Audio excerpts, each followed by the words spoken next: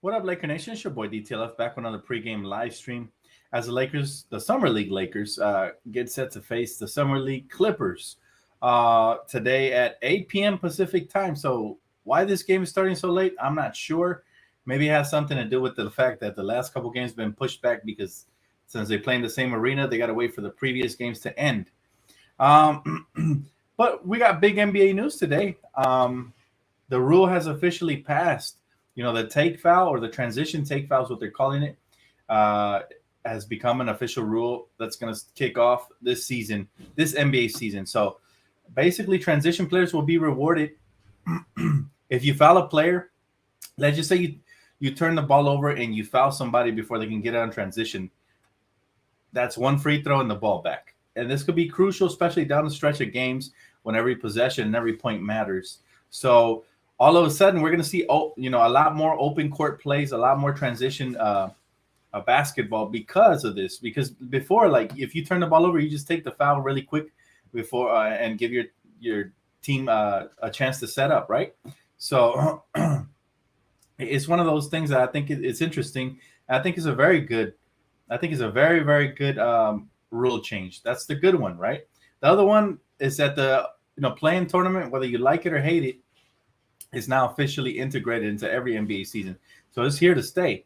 Now they were talking about a midseason tournament, but thank God they didn't put it in this one, because I would hate a midseason tournament. The last thing we need is more games, meaningless games. Nobody cares about a midseason, medal or trophy. Stop adding extra trophies, Adam Silver. You're doing too much now at this point. But how are we feeling today, Laker Nation? Lakers, Clippers. This is the one game I really want us to win. Anytime we face the Clippers, I want to beat them. Not that it matters. It's still Summer League, but just for fun. It was always fun to kick the Clippers' ass. He said McClung with the dubs then? Yeah, he is with the dubs. He chose to go over there to get more minutes, and he's looked pretty solid so far. Let's see if they reward him with a contract. I wish him the best. What's up, Aaron? What's up, brother? Still waiting for the starting lineups, man. We don't know if Jay Huff is going to play yet. He's been out with safety protocols. I wonder if the Lakers are trying to stash him. That way other teams don't get a good look at him since he doesn't have a two-way contract. I'm curious. And that way we can send him back to South Bay Lakers where we have the rights to, exclusive rights to this player whenever we want to call him up. But, at this point, I'm not even sure if he's going to play the rest of the Summer League. After tonight, we only have, one more game left on Friday, I think? Or is it two more games? I'm not sure. But, yeah, we have at least one more left on Friday. So I'm not sure if he's going to make it back in time if he doesn't make it back tonight. I'm curious on that because I was loving the way he was playing. Talking about loving the way they're playing, man. Cole Swider has been balling. He's shooting over 55% from beyond the arc, leading the Summer League, guys. He's killing it. Cole Swider, he might just be the best shooter in the draft. He said he would. He said he was, right? We all seen his little practice video when he was in the gym shooting, and he said, "I'm the best effort player in the freaking draft." And you know what? He looks like it. He's 6'9". He's a great catch and shoot guy. He has a high release point. He's going to be really hard to guard because even when they close him out, he's still able to get that shot off. So, he's been doing amazing things in Summer League. And let's see if it translates to training camp. 6'9", 23-year-old undrafted rookie. Did the Lakers just get another one? Also, Scottie Pippen Jr. has been mighty impressive as well. So I look forward to seeing both of those guys tonight, as well as let's see if Max Christie can continue to grow. He said, "Hey, Dan, Clipper fans talk smack about my Warriors." Clipper fans, man, they don't have a filter on their little mouth of theirs, right? All 7 of them. Dan, do you believe the reports that Kyrie wants to stay in Brooklyn? I do not believe these reports because Woj, Shams, and everybody has stated otherwise. Matter of fact, they've gone as far as to say, even as soon as yesterday, to say that they believe Kyrie has already played his last game for the Nets. So there's going to be conflicting reports, man. Tomorrow we might get another report that the Lakers are heavily engaged with the Nets. Like, we don't know, right? But I will say this. To me, this could all be just a strategic play by the Brooklyn Nets to try to get the Lakers to up their offer. Rumor has it the Lakers haven't been wanting to offer more than 1 first-round pick, right? And it would take 2 first-round picks to get it done. So, again, conflicting reports, and you got to look at the source that's reporting this. Who's reporting this? Nets Daily, right? Or New York Daily or something like that. It's a New York source. So if Sean Marks and the Nets want to be in the back pocket of their local newspaper or their local company, they're gonna be in the back pocket. They're gonna make them type whatever they want. Or it could also be clickbait because they want to get clicks. I mean, look, I told you guys this yesterday. Take everything you hear from here on out with a grain of salt because we really don't know everything, right? We know little things here and there. We know little details, but in the end, the truth will be revealed once the trade either happens or it doesn't happen. We're gonna know exactly why, and then we can talk about it. But for now, one day at a time. Look, listen, we got all summer long to worry about this. This might drag on. Rumor has it they want to trade KD first, anyways. So I'm not gonna lose any sleep over it. If it happens, it happens. You know, I'm gonna ride and die with my squad, regardless of who's wearing the purple and gold next season. But I do hope if we don't trade for Kyrie, I do hope we land some shooters, Buddy Hield, guys like that would be great for floor spacing. And of course, if we can somehow get rid of Russell Westbrook's contract, that's even better. He said, "Hey Dan, why hasn't Kyrie put more pressure on the Nets to get the deal done? Because the Nets are not going to listen to whatever Kyrie has to say. At this point, all Kyrie could do is sit back and wait, which also is conflicting with this report that he wants to stay there. Because of what do the Nets want? That's the real question. Once he opted in, he gave them control over him, at least for the rest of this season. So if they want him to come back, I guess they want to be petty about it and lose another season, then so be it. And if they want to get rid of him and start all over, as I think they should, and I think everybody thinks they should, then that would be the best choice for everybody involved. But it's up to them. He said, would you give them 2 picks if it meant getting Kyrie, Harris, and Curry? Sure. If we get the role players we need to compete for that title, I say yes.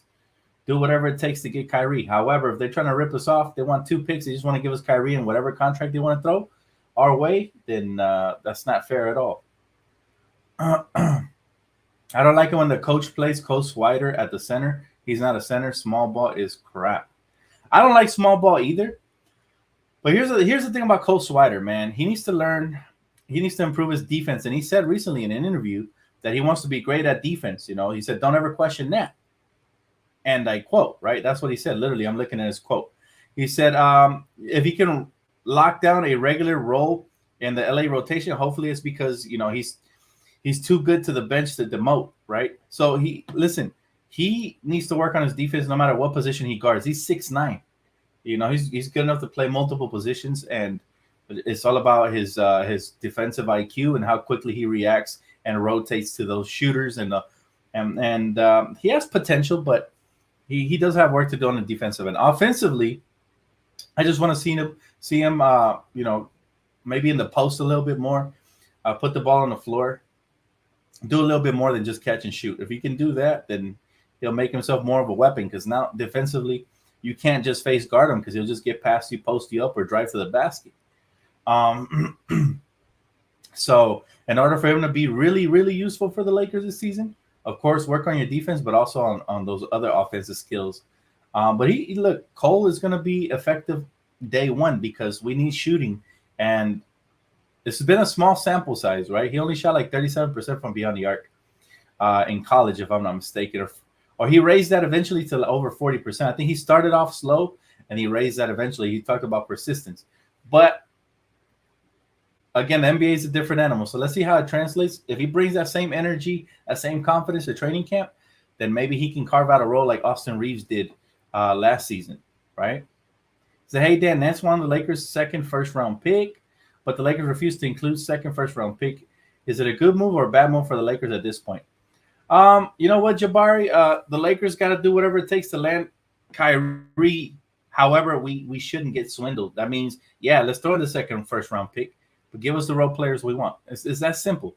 If you're trading away your superstars, you'll have no use for these extra role players anyways. These are just placeholders. And so, you're getting an asset like 2 first-round picks, you better give up the max, right? What happened to Jay Huff? Well, Jay Huff has still been out, man. Jay Huff's still been out with that COVID safety protocols, but it is what it is, man. So Mike Trudell, 22 seconds ago, shout out to him. Jay Huff remains out due to health and safety protocols, so he's not going to play today. So right on cue. Starting lineup is Scottie Pippen Jr., Max Christie, Nate Pierre-Louis. I don't like that. Cole Swider and Kalia Jones. So coach not making any adjustments, which tells you he's not head coaching material. Jordan OT loves going to double OT when he has the game secure, apparently. Because let me tell you something, Napier Lewis must play amazing defense because he doesn't do much offensively. And it's not good for floor spacing either, right? When you don't have to guard somebody like that, he has a wonky jump shot. He's not finishing at the rim, even though he's explosive. I don't like him in the starting lineup. Like I said, I would have went with a bigger lineup if I was Jordan OT. I would have went with all right, Kalia Jones, that's fine, center. I would have put Sharif O'Neal at the power forward, Cole Swider at the small forward, and then give me the same backcourt with Max Christie and SPJ. Right? But that's just me. What channel is the game on? I think it's on ESPN2 today, if I'm not mistaken. But again, follow me on Twitter, and if you don't have the channel or you need a link, then I'll try to hook you up with a link, man. He said, "Why did Darvin hire OT?" I heard he was great in film session. I know nothing about his coaching before he got hired, to be honest with you. But I heard he's been around. Those film sessions. I heard he was great in those. And maybe because he doesn't fear him as far as somebody who can overthrow him and overtake him as a potential future head coach. So maybe that's why. I don't know. I don't know the true reason. He trusts this guy, and it is what it is. But yeah, he said no summer league title for us. No Jay Huff. No summer league title, man. Jay Huff is now gone missing. Somebody put out a wanted poster for him. He's been out for 4 games. Now I'm starting to really believe that the Lakers are trying to stash him or something, because there's no way. Like, usually they clear safety protocols after missing 2 to 3 games. This is the 4th game out. So he said he was his boy in Atlanta Hawks staff. He said, we can't get Donovan, everyone. We don't have enough assets to get him. Oh, yeah, nobody's talking about Donovan Mitchell, man. Donovan Mitchell is going to require a lot in return. You've seen everything they got for Rudy Gobert, and he wasn't even their best player. Donovan Mitchell is. So imagine how many first-round picks they're going to want. They're going to want like 5 first-round picks and a young asset or something, a couple role players. I don't know. But there's one team that does have the assets to give up, and that's the New York Knicks. They got plenty of draft picks. They got young players. They got assets to give up. So if they want them, they can have them. He said, we need to see more passing the ball. Yeah, there's a couple players on here that have tunnel vision. More notably, I was going to say Brandon Bass. Paris Bass. Nice, athletic, skilled small forward. Very skilled. Can put the ball on the floor. Can create for himself. Pull up from anywhere. But, man, does he not. He just refuses to pass. The A button is broken for that kid. So that's unfortunate. And sometimes our younger players like Scottie Pippen Jr.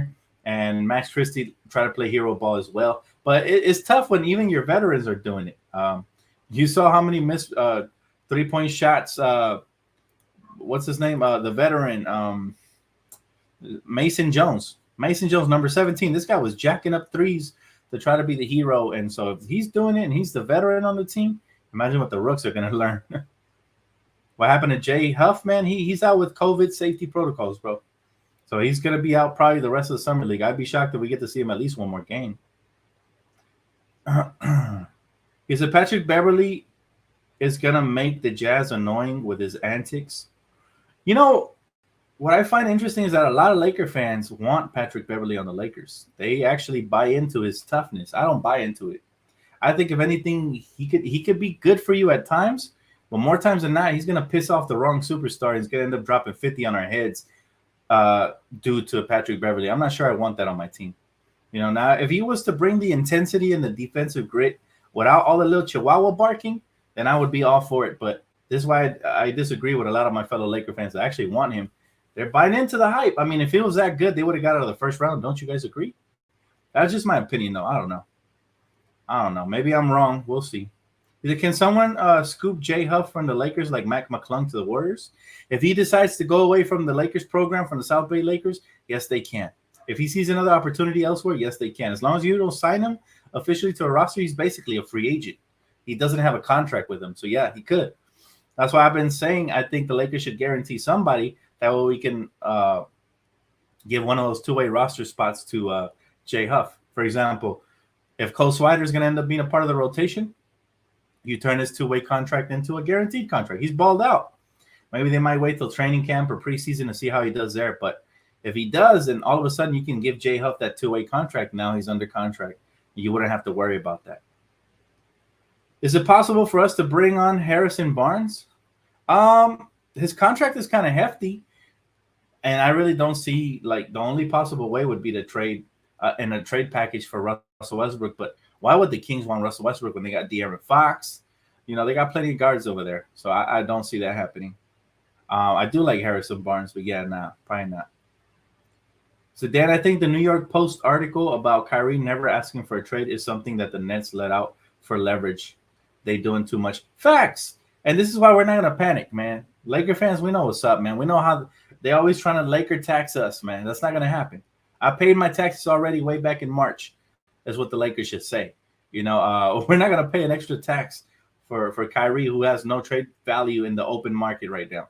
Give us a fair trade or keep Kyrie. It's that simple.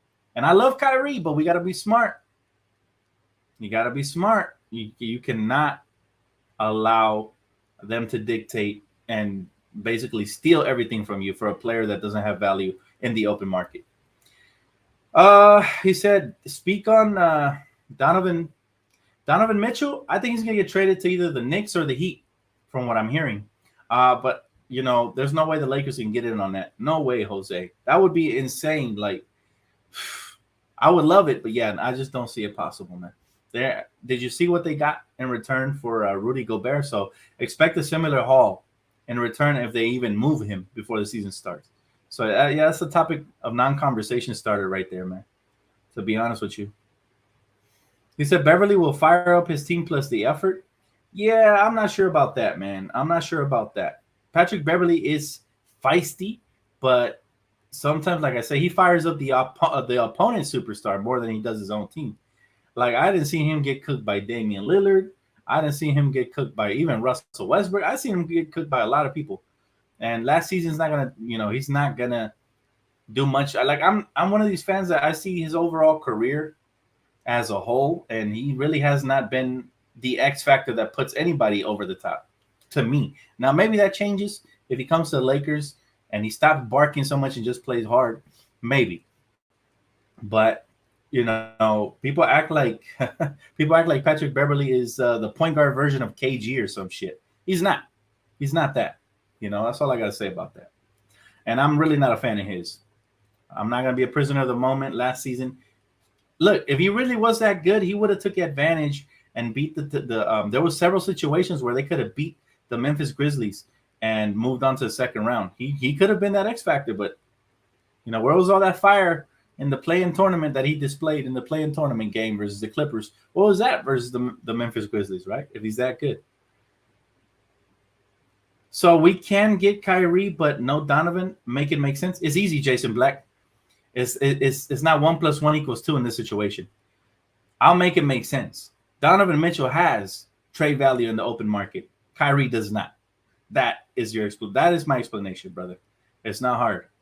He said, what would Utah want that we don't have? At least 4 first-round picks. Did you not see what Rudy Gobert got in return? There's no way they're going to give less for Donovan Mitchell.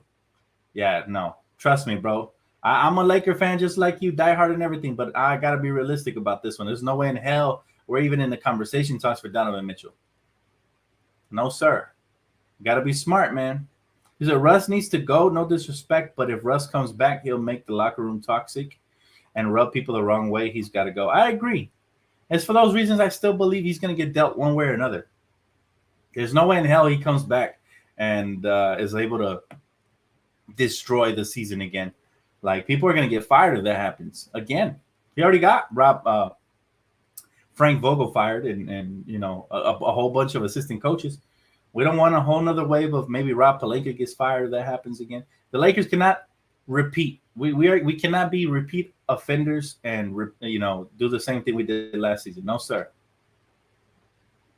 Lakers need Curry or Heels. I know, man. We desperately need shooting because we got athleticism this offseason, and we got height, and we got younger.